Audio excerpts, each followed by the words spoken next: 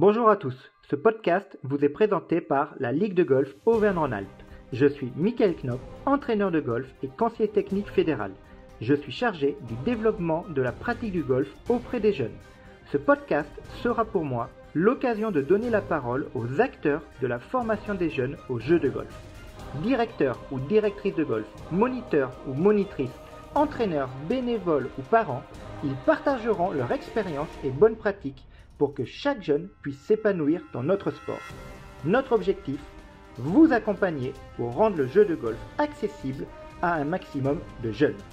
Bonjour à tous et bienvenue dans ce nouvel épisode. Nous avons le plaisir aujourd'hui d'avoir avec nous Xavier Lugimbul, responsable de la commission jeune du golf public des Trois-Vallons, avec lequel nous allons évoquer son rôle en tant que bénévole dans le projet sportif jeune du club. Bonjour Xavier. Bonjour Mickaël, bonjour à tous.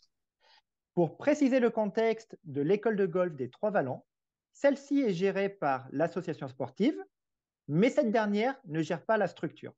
Le golf est en gestion publique par le service des sports de la communauté d'agglomération Porte de l'Isère. Peux-tu, s'il te plaît, nous dire, dans un premier temps, combien de jeunes sont inscrits à l'école de golf?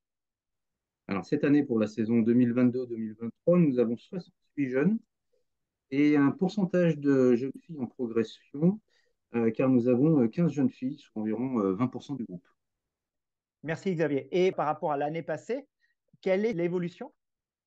L'année dernière, on était environ 71 enfants, donc on a stabilisé un groupe qui se retrouve autour des 70 enfants, alors que nous étions, il y a 2-3 ans, plutôt autour de la cinquantaine. Comment expliques-tu l'arrivée de nouveaux jeunes pour venir renforcer les effectifs de l'école de golf? On a essayé de travailler sur la visibilité du club en enclenchant depuis 2 ans la participation au forum des associations.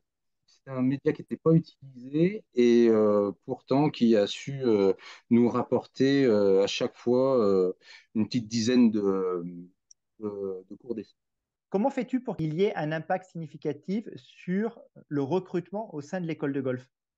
On organise en fait la reprise des cours collectifs une semaine après le forum et pas en amont du forum. La semaine suivante du forum, on fait des cours d'essai spécifiquement dédiés aux personnes qu'on rencontre lors du forum. Et on a un taux de transformation qui s'est nettement amélioré.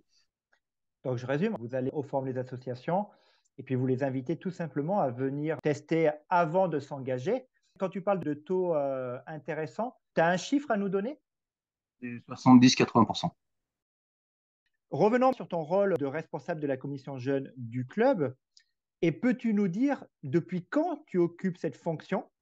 Mais j'ai le plaisir d'occuper cette fonction depuis février 2020.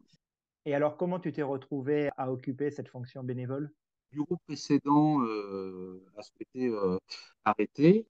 Le trésorier recherchait des bénévoles pour reprendre l'activité. Et mes enfants qui venaient de commencer, en fait, commençaient à être mordus et il n'y avait pas trop de candidatures. Et quand ils ont appris ça, bon, ils m'ont un peu motivé. En tant que responsable de la commission jeune du club, peux-tu, s'il te plaît, nous dire quel est ton rôle? J'ai un rôle évidemment au niveau de l'administration, de l'animation, de la coordination aussi des pros. J'essaye d'avoir aussi un rôle sur la définition des moyens et surtout la recherche. Ce qui m'intéresse le plus dans ce rôle-là, c'est la création des animations pour nos jeunes. Je suppose que tu n'es pas tout seul dans cette commission. Peux-tu nous dire quelles sont les personnes qui sont avec toi?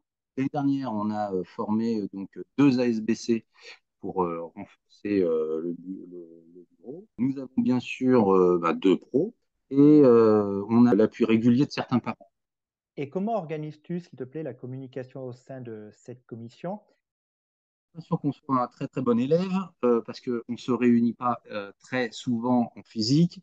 Donc on a beaucoup de communication digitale.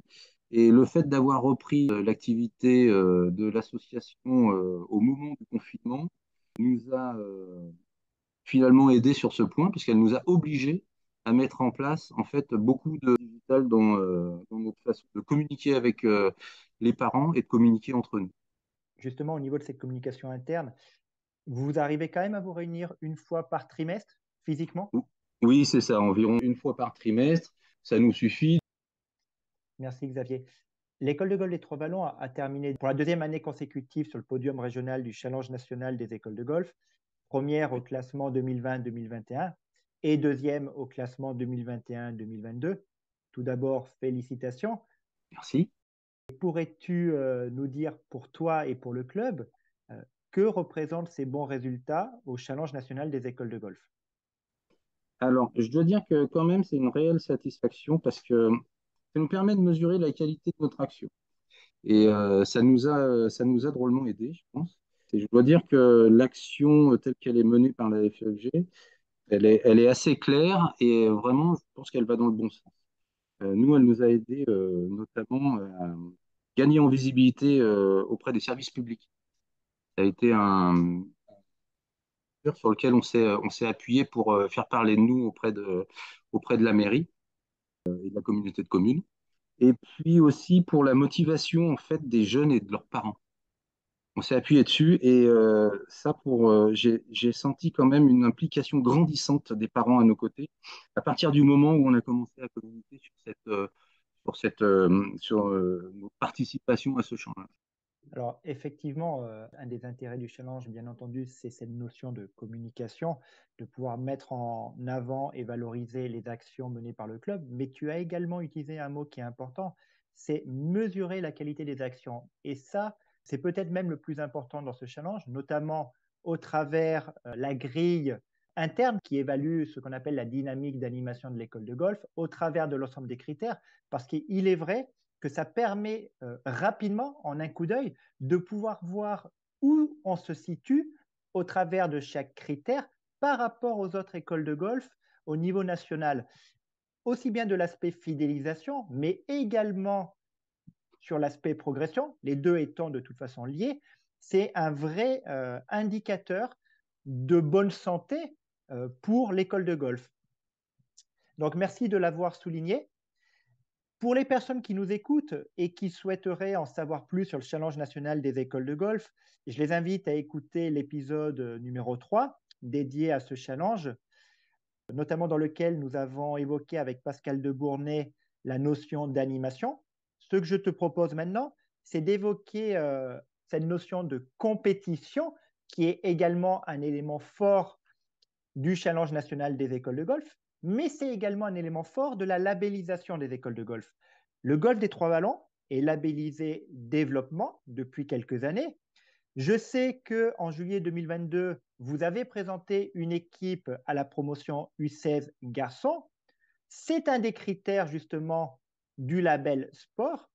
Peux-tu nous dire si le label sport est un objectif à moyen ou à long terme? Oui, ça l'est. En fait, c'est une ambition. C'est une ambition du club. C'est plus, en fait, on est plus sur la généralisation de la compétition chez les jeunes. C'est ce qu'on essaye d'apporter. La première action qu'on avait fait, c'est qu'on a pris en charge, en fait, les frais d'inscription aux compétitions départementales, afin qu'il n'y ait aucune barrière, en tout cas pas financière, pour que les jeunes puissent se mettre aux compétitions. Ensuite, on a créé un interclub avec le GCL et le club d'Aix-les-Bains sur une formule qui permettait aux jeunes débutants, puisque en fait les, les pros étaient présents, accompagnés avec des formules de jeu en fait qui étaient adaptées en fait pour les débutants, qui pouvaient expérimenter en fait leur première journée complète de compétition. Dans la continuité de ce chemin, c'est évidemment le label sport. Et pour ça, on a créé l'équipe U16 l'an passé. Alors justement, tu l'as évoqué, afin de renforcer la dynamique compétitive du club, Mm. vous incitez les jeunes à participer aux compétitions départementales en leur offrant, en tout cas en prenant en charge les droits d'inscription. C'est une très bonne pratique, effectivement. Également, tu l'as évoqué, la notion des inter-écoles de golf pour leur permettre, dans un cadre par équipe, d'aller découvrir de nouveaux parcours et se frotter également à d'autres équipes de clubs. Pour renforcer cette dynamique de compétition, il y a également une autre très bonne pratique que vous avez mis en place depuis maintenant, depuis ton arrivée, me semble-t-il, et qui consiste à faciliter l'accès à la compétition des jeunes pendant les vacances, en fait, pendant qu'ils ont du temps. Peux-tu nous en Ouais, dire plus, s'il te plaît? tout à fait, oui. Pendant juillet-août, en fait, alors les cours collectifs se terminent évidemment fin juin, comme dans la plupart des clubs. Mais pour juillet-août, en fait, on a créé et mis en place un challenge index de l'été qui nous permet en fait de faire jouer tous les jeunes, quel que soit leur niveau, à partir du drapeau jaune sur le parcours, et on leur donne rendez-vous tous les vendredis à 17h. Aucune obligation de venir, aucune obligation de venir à chaque mercredi ou à chaque vendredi, c'est ouvert à tous. Et on voit qui arrive, nous on est présents, on organise des parties, et puis à la fin de l'été, on a pris la mesure de l'index début juillet, on prend la mesure de l'index à fin août, et on déclare nos champions de l'index de l'été. Ça permet euh, surtout que quand reprennent les compétitions de septembre, c'est assuré que les enfants, en fait, ont continué à jouer en mode parcours avec une carte rentrée pendant 2 mois et ne reprennent pas en septembre vierge de toute compétition. On évoque souvent l'importance du volume de jeu pour les jeunes, alors pas seulement en compétition, mais c'est vrai que pendant l'été, ils ont quand même pour beaucoup du temps pour jouer au golf. Ils ne sont pas tous systématiquement absents pendant les 2 mois de leur lieu de domicile. Et c'est Tout à vrai fait. que organiser ces compétitions, ça leur permet vraiment de garder le lien avec le club et avec bien entendu aussi les copains de l'école de golf.